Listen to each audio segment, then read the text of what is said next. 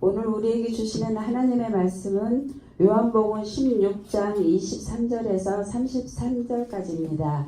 신약 176쪽 부분에 있는 말씀 봉독하겠습니다. 그날에는 너희가 아무것도 내게 묻지 아니하리라. 내가 진실로 진실로 너희에게 이르노니 너희가 무엇이든지 아버지께 구하는 것을 내 이름으로 주시리라. 지금까지는 너희가 내 이름으로 아무것도 구하지 아니하였으나 구하라 그리하면 받으리니 너희 기쁨이 충만하리라. 이것을 비유로 너희에게 일렀거니와 때가 이르면 다시는 비유로 너희에게 이르지 않고 아버지에 대한 것을 밝히 이르리라. 그날에 너희가 내 이름으로 구할 것이요 내가 너희를 위하여 아버지께 구하겠다 하는 말이 아니니 이는 너희가 나를 사랑하고 또 내가 하나님께로부터 온 줄 믿었으므로 아버지께서 친히 너희를 사랑하심이라. 내가 아버지에게서 나와 세상에 왔고 다시 세상을 떠나 아버지께로 가노라 하시니 제자들이 말하되 지금은 밝히 말씀하시고 아무 비유로도 하지 아니하시니 우리가 지금에야 주께서 모든 것을 아시고 또 사람의 물음을 기다리시지 않는 줄을 아나이다. 이로써 하나님께로부터 나오심을 우리가 믿사옵나이다. 예수께서 대답하시되 이제는 너희가 믿느냐?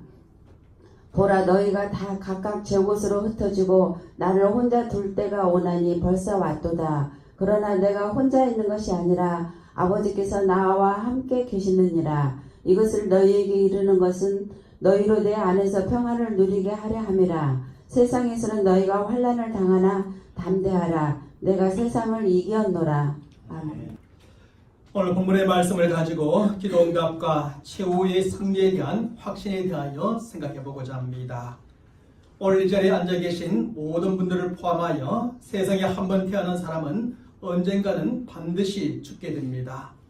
이것은 창세기 2장 17절의 말씀에서 선악을 알게 하는 나무의 열매는 먹지 말라. 내가 먹는 날에는 정녕 죽으리라고 선언하신 하나님의 말씀에 따른 결과입니다.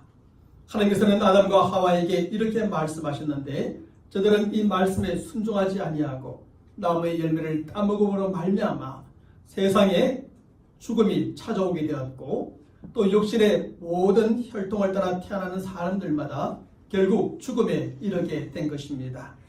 성경은 히브리서 9장 27절의 말씀에서도 한 번 죽는 것은 사람에게 정해진 것이요 그 후에는 심판이 있으라는 말씀으로 이러한 사실을 확인해주고 있는 것입니다. 사실 예수님께서도 세상에 사람이 되어 태어나셨기 때문에 결국 죽음을 맞이하게 됩니다. 지금까지 모든 사람이 걸어갔고 지금 모든 사람이 걸어가며 앞으로 모든 사람이 걸어가게 될 죽음의 길을 걸어가게 되는 것이지요. 결국 죽음 앞에서는 하나님을 잘 믿고 섬기는 성도이든 믿지 않고 섬기지 않는 이 세상 사람이든 그 누구도 예란 없다는 뜻입니다. 예수님께서는 자신의 죽음의 때를 미리 알고 계셨고 그 때가 점점 가까이 다가옴을 느끼고 계셨습니다. 그래서 예수님은 그 때를 미리 준비하셨고 준비하시면서 제자들에게도 조금씩 자신의 죽음의 때에 대하여 예고해 주신 것입니다. 먼저 요한복음 13장 1절의 말씀에서 예수님께서는 그의 죽음에 대하여 이렇게 밝혀주셨습니다. 우리 한번 함께 읽어보겠습니다. 6월절 전에 예수께서 자기가 세상을 떠나 아버지께로 돌아가실 때가 이른 줄 아시고 세상에 있는 자기 사람들을 사랑하시되 끝까지 사랑하시니라. 또한 요한복음 13장 3절 후반부의 말씀에서는 또 자기가 하나님께로부터 오셨다가 하나님께로 돌아가실 것을 아시고라고 밝혀주고 있습니다. 이처럼 예수님은 자신이 하나님께로 돌아갈 것이라는 것, 죽을 것이라는 것, 제자들 곁을 떠날 것이라는 것을 조금씩 제자들에게 알려주기 시작하였습니다. 그리고 계속되는 말씀에서 주님은 한 제자에 의해 팔리게 될 것이요 제자들이 자신을 부인하게 될 것이며 결국 죽음으로써 제자들 곁을 떠나게 될 것이라고 예고해 주셨습니다. 그러면 예수님의 죽음에 대한 이러한 예고를 들은 제자들의 반응은 과연 무엇이었습니까? 그것은 요한복음 14장 1절의 말씀에서 충분히 암시해주고 있는 대로 바로 근심이었습니다. 여기서 예수님께서는 너희는 마음에 근심하지 말라. 하나님을 믿으니 또 나를 믿으라고 말씀하셨습니다. 예수님께서는 예수님의 죽음에 대한 예고를 들은 제자들이 마음으로 근심하고 있음을 아셨기에 이렇게 말씀하셨던 것입니다.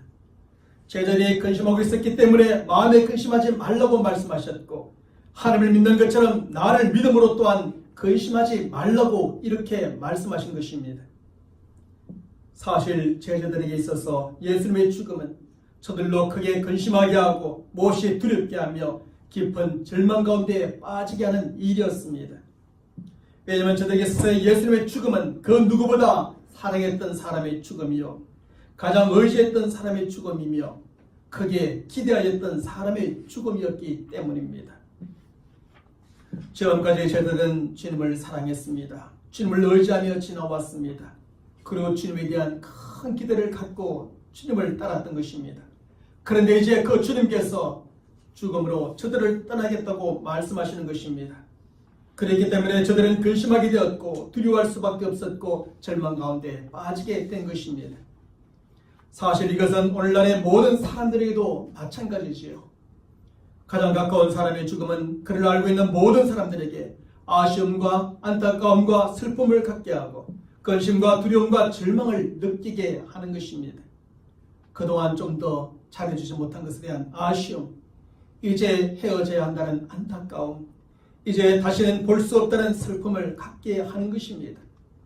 앞으로 어떻게 살아야 할지에 대한 근심을 갖게 하고 이제는 혼자로 하는 두려움을 갖게 하며 아무것도 할 수 없을 것만 같은 절망을 느끼게 하는 것입니다.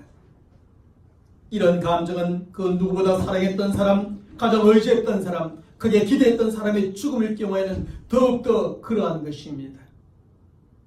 그런데 제자들에게 있어서의 예수님의 죽음은 바로 이러한 죽음이었습니다.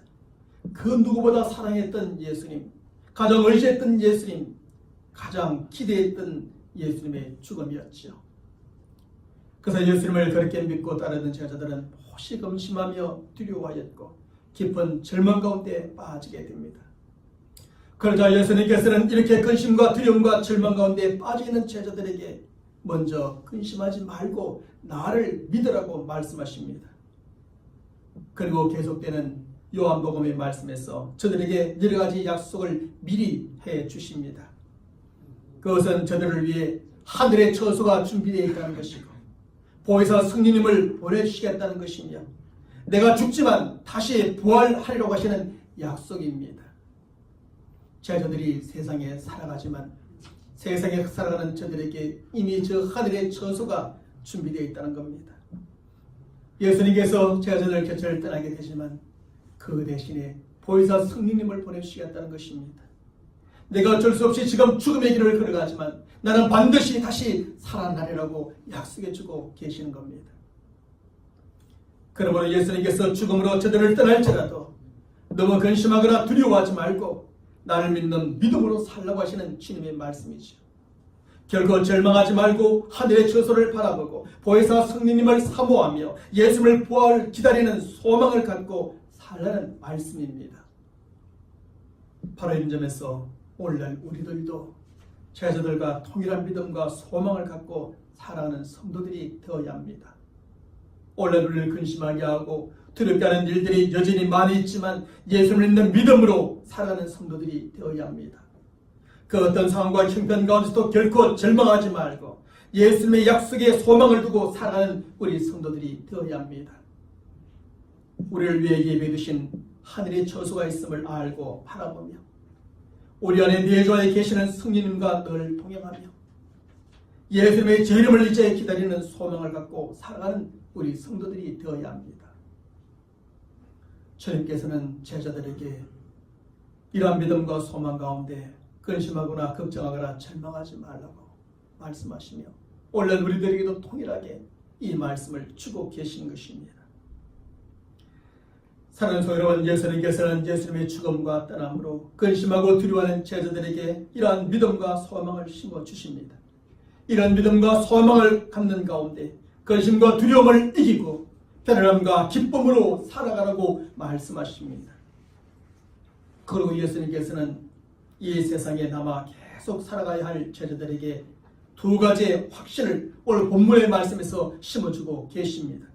그것이 무엇입니까? 첫째로 기도 응답에 대한 확신입니다. 예수님께서는 오늘 본문 23절과 24절의 말씀에서 제자들에게 이러한 확신을 심어주고 있습니다. 우리 함께 읽어봅니다. 그날에 너희가 아무것도 내게 묻지 아니하리라. 내가 진실로 진실로 너희에게 이르노니 너희가 무엇이든지 아버지께 구하는 것을 내 이름으로 주시리라. 지금까지 너희가 내 이름으로 아무것도 구하지 아니하였으나 구하라. 그리하면 받으리니 너희 기쁨이 충만하리라. 이 말씀은 제자들에게 기도하라는 말씀이요, 기도할 때 응답을 받게 되려는 기도 응답의 확신을 심어주시는 말씀입니다. 지금까지 기도하지 않았다면 이제부터 기도라는 것이요, 기도하면 기도 응답을 받게 되려는 약속의 말씀이지요. 그리고 기도함으로 받는 응답의 기쁨을 충만한 기쁨이라고 표현하므로 기도 응답의 기쁨이 그만큼이나 클 것임을 약속해주고 계십니다. 그러면 왜 기도 응답을 통해서 얻고 누리는 기쁨이 이렇게 충만한 기쁨이 되는 것일까요? 왜냐하면 우리는 기도하고 하나님께서는 응답해 주심으로 우리가 하나님의 뜻을 알고 그 뜻을 이루어갈 수 있기 때문입니다. 우리는 기도하고 하나님께서는 응답해 주심으로 예수님께서 하신 일을 우리도 할 수 있고 그보다 더 큰 일도 할 수 있을 것이기 때문입니다. 우리는 기도하고 하나님께서는 응답해 주심으로 우리가 간절히 원하고 바라는 것을 얻고 누릴 수 있을 것이기 때문입니다. 우리는 기도하고 하나님께서는 응답해 주심으로 문제는 풀리고 어려움에서 벗어날 수 있기 때문입니다. 우리는 기도하고 하나님께서 응답해 주심으로 모든 근심과 염려와 걱정과 절망을 이기고 환난 가운데서도 승리할 수 있기 때문입니다. 이처럼 우리는 기도하고 하나님께서는 응답해 주심으로 우리는 기도 응답의 충만한 기쁨을 얻고 누리게 되는 것입니다. 사랑하는 여러분, 그럼 우리가 기도 응답을 받고 충만한 기쁨을 얻고 누리는 삶을 살기 위해서는 먼저 기도해야 하는 것입니다. 오늘 본문의 말씀에서 구하라고 말씀하시면서 구하면 구하는 그것을 주시겠다고, 구하는 그것을 받으리라고 약속해 주신 예수님의 말씀을 믿음으로 기도하는 성도들이 되어야 합니다. 지금까지 너희가 내 이름으로 아무것도 구하지 아니하였으나 구하라. 그리하면 받으리니 너희의 기쁨이 충만이리라. 기도하면 응답을 받고 충만한 기쁨을 누리게 되지만 기도하지 아니하면 응답을 받지 못하고 그 기쁨 또한 누리지 못한다는 말씀이지요. 그러므로 지금까지 기도하지 않았다면 이제부터라도 기도하라는 것이요, 지금까지 구하지 않았다면 이제부터라도 한번 구해보라는 말씀입니다. 그럼 우리가 어떻게 기도하고 구할 때 기도 응답을 받고 충만한 기쁨을 얻고 누릴 수가 있을까요? 예수님께서는 오늘 본문의 말씀에서 우리가 어떻게 기도해야 할 것인가에 대해서 잘 가르쳐주고 있습니다. 우리가 어떻게 기도를 해야 기도 응답을 받고 응답의 그 기쁨을 충만하게 누릴 수 있는가를 가르쳐 주시죠. 그것이 무엇입니까? 첫째로 아버지 곧 하나님께 기도하라는 것입니다. 예수님께서는 오늘 본문 23절 후반부의 말씀에서 너희가 무엇이든지 아버지께 구하는 것을 내 이름으로 주시리라고 가르쳐주고 계십니다. 이 가르침은 우리가 기도를 드리는 대상이 누구이고 누가 우리의 기도에 응답해 주시는가에 대하여 아주 분명하게 가르쳐주시는 주님의 가르침이죠. 다시 말하면 우리가 기도를 드리는 대상은 오직 아버지 하나님이요, 우리의 기도에 응답해 주시는 분도 오직 아버지 하나님이시라는 겁니다. 사실 기도에는 놀라운 힘과 능력이 있지요. 기도는 넓은 홍해를 가르기도 하고 하늘에서 불과 비와 만나를 내리기도 하는 엄청난 힘이 있습니다. 또한 기도는 귀신을 쫓아내고 오병이의 기적을 일으키며 죽은 자도 살리는 능력이 있습니다. 하지만 기도의 이러한 힘과 능력은 그 기도 자체에 있는 것이 아니요, 기도를 드리는 그 사람 자신에게 있는 것도 결코 아닙니다. 기도의 엄청난 힘과 놀라운 능력은 그 기도를 들으시고 응답하시는 기도의 대상에게 있는 것입니다. 어떤 사람들은 자인을 기도의 대상으로 삼고 기도를 드립니다. 이것은 하늘에 있는 일월 성신이라 산에 있는 오래되고 큰 나무나 바위에게 저들의 소원을 비는 것이죠. 그러나 사람이 이러한 대상들에게 손이 바래도록 빌고 밤이 맞도록 빌지라도 응답을 받을 수가 없습니다. 왜냐하면 산에 있는 나무나 돌이나 그 어떤 것도 우리의 기도를 들을 수 없고 응답할 수 있는 능력이 없기 때문입니다. 또 어떤 사람들은 우상을 만들고 그것을 기도의 대상으로 삼고 기도를 드립니다. 모든 우상은 보이는 형상으로 사람에 의해 만들어졌고 사람들은 자신이 만들고 그것을 섬기는 것입니다. 이것은 보지 못하면 믿지 못하는 사람들의 속성을 따라서 신을 보이는 것으로 형성하여 섬기며 그것에 기도하는 것입니다. 하지만 이렇게 사람의 손으로 만든 우상은 죽은 존재요. 죽은 존재는 산 사람의 기도를 들을 수 없고 저들의 기도에 응답할 수도 없는 것입니다. 그러므로 이런 우상에게 기도하며 응답을 기다리는 것은 참으로 무지하고 어리석은 사람의 행위에 불과한 것입니다. 예수님께서는 오늘 본문의 말씀에서 우리가 드리는 기도의 유일한 대상은 바로 아버지 하나님이시라고 가르쳐주고 있습니다. 그리고 우리가 아버지 하나님께 기도를 드릴 때 하나님께서 우리의 기도를 들으시고 신실하게 응답해 주실 것이라 약속해 주고 계시는 것입니다. 그러므로 우리가 기도를 드릴 때 사람보다 못한 자인이나 아무것도 아닌 우상에게 기도를 해서는 안 됩니다. 저들에게 빌어서는 안 됩니다. 저들의 도움을 구해서는 안 됩니다. 우리는 우리의 기도를 들으시고 응답해 주실 수 있는 살아계신 하나님, 전능하시고 역사하시는 하나님께 기도해야 합니다. 우리가 이렇게 하나님께 기도를 드릴 때 우리는 기도 응답을 받고 그 기도 응답의 기쁨을 충만하게 누리는 우리 성도들이 될 줄로 믿습니다. 둘째로 예수님의 이름으로 기도하라는 것입니다. 예수님께서는 오늘 본문 23절 후반부의 말씀에서 내 이름으로 주시리라고 말씀하셨고 24절의 말씀에서는 지금까지 너희가 내 이름으로 아무것도 구하지 아니하였으나 구하라 그리하면 받으리니 라고 약속해 주십니다. 여기서 예수님께서는 기도할 때 예수님의 이름으로 기도하라고 말씀하시면서 예수님의 이름으로 기도할 때 받게 됨을 약속해 주시죠. 뿐만 아니라 하나님께서 우리의 기도를 들으시고 응답해 주실 때도 그것 또한 예수님의 이름으로 주실 것이라고 가르쳐주고 계십니다. 그러면 우리가 하나님께 기도를 드릴 때 왜 꼭 예수님의 이름으로 기도해야 합니까? 왜냐하면 하나님과 죄인된 우리 사이에 중보자는 오직 한 분 예수님밖에 없기 때문입니다. 우리가 하나님께 나아갈 수 있는 길을 예수님께서 열어놓으셨고 우리는 그 예수님을 통해 하나님의 보좌 앞으로 당당하게 나아갈 수가 있습니다. 그러므로 우리가 유일하신 중보자 예수님의 이름 외에 다른 이름으로는 하나님께 나아갈 수 없고 하나님께 기도를 드릴 수도 없습니다. 그런데 어떤 종교나 사람들을 보면 예수님의 어머니 마리아의 이름으로 하나님께 나아가고 기도하기도 합니다. 예수님의 어머니 이름으로 나아가면 아들의 그 소원을 어머니가 대신하여 말해줄 것이기 때문에 어머니의 부탁을 아들이 들어주지 않을 수 없으므로 더 잘 기도 응답을 받을 수 있다는 논리입니다. 또 어떤 종교나 사람들을 보면 위대한 업적을 남긴 사람의 이름으로 하나님께 나아가 기도하기도 합니다. 또 어떤 리더나 그곳에 속한 사람들을 보면 저들의 교주나 특별한 은사를 받았다고 하는 사람의 이름으로 하나님께 나아가 기도하기도 합니다. 하지만 이 세상 그 어떤 사람의 이름으로는 하나님께 나아갈 수 없고 그 사람의 이름으로는 하나님께 기도를 드릴 수도 없습니다. 오직 예수님의 이름으로만 하나님께 나아갈 수 있고 예수님의 이름으로 기도를 드릴 때 하나님께서는 역사하시고 응답해 주시는 것입니다. 그러므로 우리는 하나님께 나아가 기도를 드릴 때 오직 예수님의 이름을 힘입어 하나님께 나아가야 합니다. 그리고 예수님의 이름으로 우리의 모든 필요와 하나님의 도움과 은혜를 구하며 기도해야 합니다. 우리가 이렇게 예수님의 이름으로 하나님께 나아가 기도할 때 하나님께서는 우리의 기도에 응답해 주시는 것입니다. 그리고 우리는 우리가 구한 그것을 얻음으로 충만한 기쁨을 얻고 누리는 성도들이 될 줄로 믿습니다. 근심과 걱정과 두려움, 절망 가운데 있는 제자들에게 예수님은 먼저 기도에 대한 확신을 심어줍니다.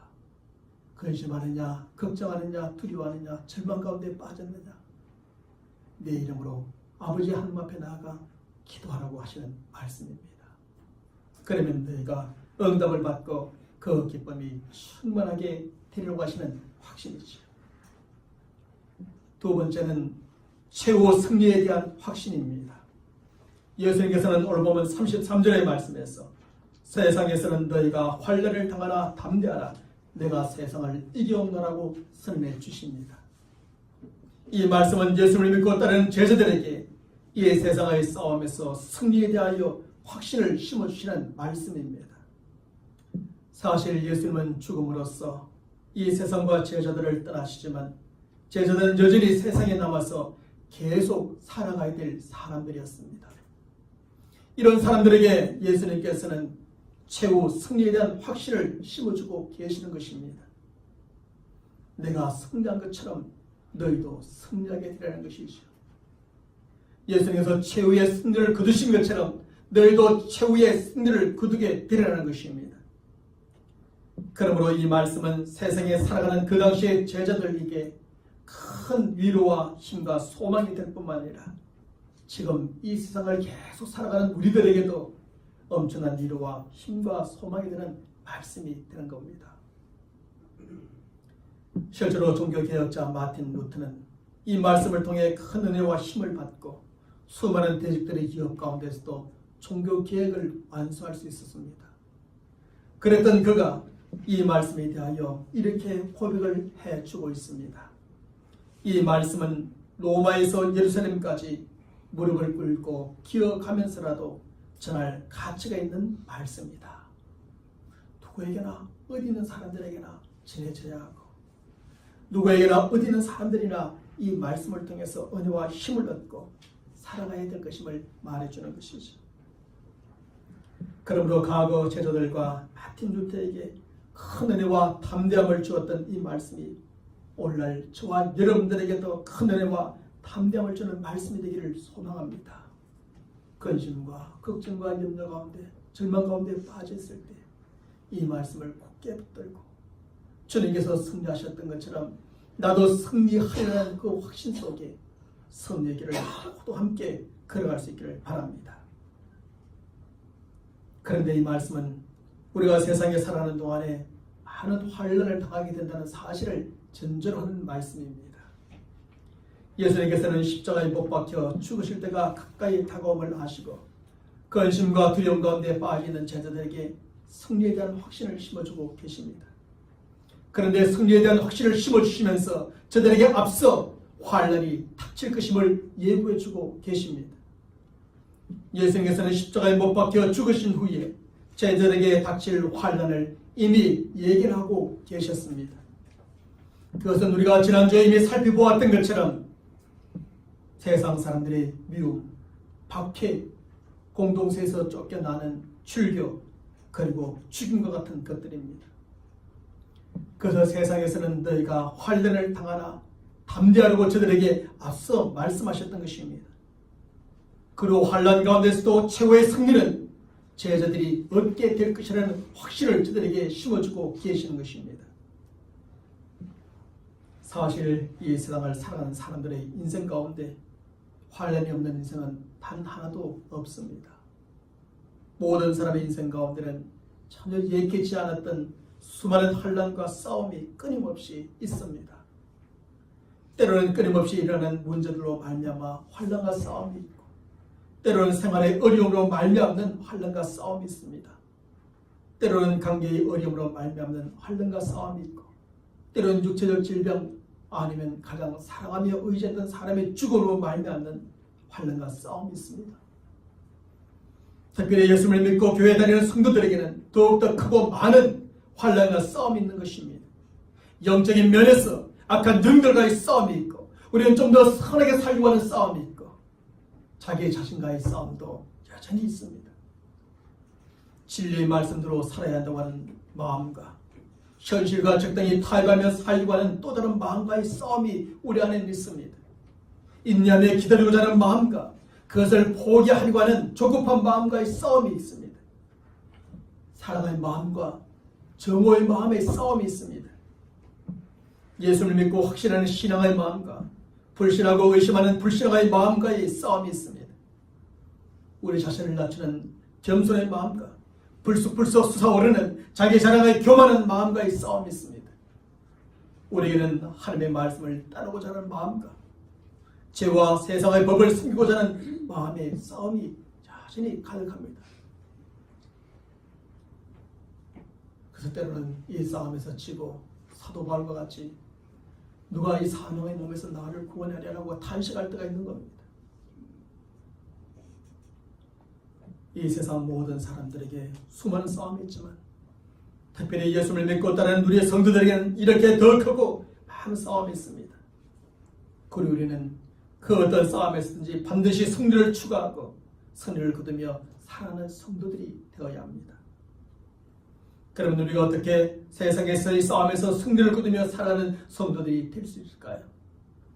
예수님께서는 오늘 보면 33절 후반부의 말씀에서 내가 세상을 이기었노라 말씀하시면서 우리에게 너희가 세상을 이길 것이라고 최후의 승리자가 될 것이라고 말씀해 주고 계신 것입니다. 그러므로 우리는 이미 승리를 거두신 예수님을 따라서 세상의 모든 싸움에서 승리를 이룰 수 있다고 하시는 주님의 말씀이지요. 그러면 예수님께서는 어떻게 세상에서의 모든 싸움에서 승리를 거두셨을까요? 첫째로 예수님은 사랑으로 세상의 싸움에서 승리하셨습니다. 예수님께서는 세상에 있는 자기 사람들을 사랑하셨을 뿐만 아니라 세상을 사랑하셨습니다. 사실 하나님께서는 이 세상을 사랑하사 독생자 아들 예수님을 세상에 보내주셨고 예수님께서는 하나님의 그 사랑으로 세상에 오셔서 이 세상까지도 사랑하셨던 것입니다. 예수님께서는 세상까지도 사랑하셔서 세상을 위해 자신의 목숨까지 내어주셨던 것입니다. 특별히 예수님께서는 우리의 이웃만 사랑의 대상으로 삼고 이웃만 사랑하셨으며 사랑하라고 말씀하지 않으셨습니다. 예수님께서는 원수까지도 사랑의 대상으로 삼으셨고 사랑하셨으며 사랑하라고 말씀하셨습니다. 예수님께서는 이렇게 세상을 사랑하시고 원수까지도 사랑하심으로 세상을 이기시고 원수까지도 이기셨던 것입니다. 둘째로 예수님은 기도로 이 세상에서의 싸움에서 승리하셨죠. 승리해 보이는 예수님께서는 세상에 있는 자기 사람들을 위해서 기도하셨을 뿐만 아니라 세상을 위해서도 기도하셨습니다. 이 세상과 세상에 있는 모든 것이 예수님의 사랑의 대상이었던 것처럼 이 세상에 있는 모든 것이 바로 예수님의 기도의 대상이기도 하였던 것입니다. 그래서 예수님께서는 세상에 있는 자기 사람들을 위해서 특별히 기도하셨지만 우리가 다음 주에 살펴보겠지만 세상을 위해서도 여전히 기도하셨습니다. 심지어 예수님께서는 예수님을 박해하는 자들을 위해서 기도하셨고 박해하는 자들을 위해서 기도하라고 제자들에게 말씀하셨습니다. 예수님께서는 예수님을 배반하는 제자들을 위해서 기도하셨고 예수님을 팔아먹은 제자를 위해서도 기도하셨으며 예수님을 십자가에 못 박아 죽인 사람들을 위해서도 기도하셨습니다. 하나님, 저들이 행하는 일을 알지 못하고 있습니다. 저들의 죄를 용서하여 주옵소서. 주님은 그렇게 기도하셨습니다. 예수님께서는 배반자들, 배신자들, 핍박자들, 원수들을 위해서도 이렇게 기도하심으로 결국 저들 모두를 이기셨던 겁니다. 사랑하는 성도 여러분, 우리가 세상에서 최후의 승리를 거두는 방식은 세상의 방식이 아닙니다. 세상의 방식은 군사력이나 경제력이나 권력을 키워 상대를 공격하고 짓누르고 억압함으로 승리를 거두는 것이지만 우리의 방식은 군사력이나 경제력이나 권력을 키워 상대를 공격하고 짓누르고 억압함으로 승리를 거두는 방식이 아닙니다. 우리는 예수님께서 사랑과 기도로 세상에서 최후의 승리를 거두셨던 것처럼 사랑과 기도로 승리를 거두는 삶을 살아가는 것입니다. 우리는 우리를 미워하는 원수까지 사랑하고 우리를 핍박하는 원수를 위해 기도함으로 최후의 승리를 거두는 삶을 살아가는 사람들인 것입니다. 이러한 우리를 잘 알았던 간디나 마틴 루터 킹은 절대로 폭력을 사용하지 않았습니다. 욕하지 않았습니다. 상대를 비난하지 않았습니다. 힘을 키워서 저들을 누르고자 하지 않았습니다. 그저 사랑으로 기도로 결국 승리자가 되어졌던 겁니다. 주님께서 그렇게 하셨던 것처럼 말입니다. 사실 우리가 우리를 사랑하는 사람들만 사랑하고 미워하는 사람들을 미워한다면 이 세상 사람들과 다를 것이 무엇이겠습니까? 이것은 세상 사람들도 다 하는 것이요, 따라서 우리와 저들 사이에 다를 것이 하나도 없을 겁니다. 또한 우리가 우리를 위해 기도해주는 사람들을 위해서 기도해주고 핍박하는 사람들을 위해 저주한다면 세상 사람들과 다를 것이 또한 무엇이겠습니까? 이것은 세상 사람들도 다 하는 것이요, 따라서 우리와 저들 사이에 다를 것이 하나도 없을 것입니다. 그러므로 저와 여러분들은 예수님께서 그렇게 하셨던 것처럼 원수까지 사랑하고 원수를 위해 기도함으로 이 세상 사람들과 구별된 삶을 살아가는 성도들이 되시길 바랍니다. 그리고 사랑과 기도로 세상과 세상 사람들, 우리 자신과의 모든 싸움에서 최후의 승리를 거두며 살아가는 하나님의 백성이 되기를 간절히 축원합니다. 사랑하는 성도 여러분, 이 한 주간도 기도 응답에 대한 확신을 갖고 많이 기도하고 무릎으로 사는 성도들이 되시길 바랍니다. 최고 승리에 대한 확신을 갖고 이번 한 주간도 담대하게 승리의 길을 걸어가는 저와 여러분 모두가 되시기를 주님의 이름으로 간절히 축원합니다.